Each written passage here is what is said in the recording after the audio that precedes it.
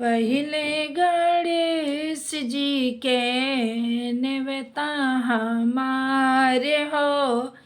पहिले गणेश जी के नेवता हमारे हो।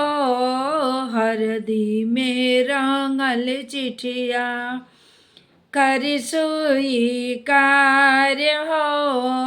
हरदी में रंगल चिठिया करी स्वीकार हो।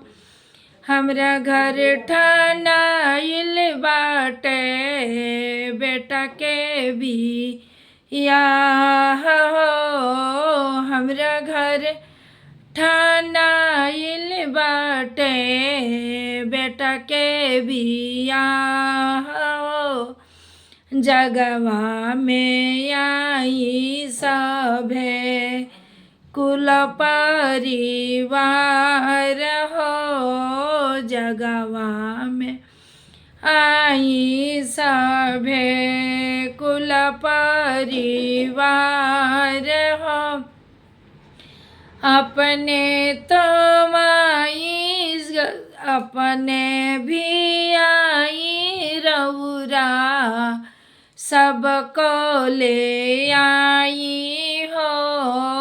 जगवा में आके प्रभु जगवा संभाली हो। जगवा में आके रउरा जगवा संभाली है।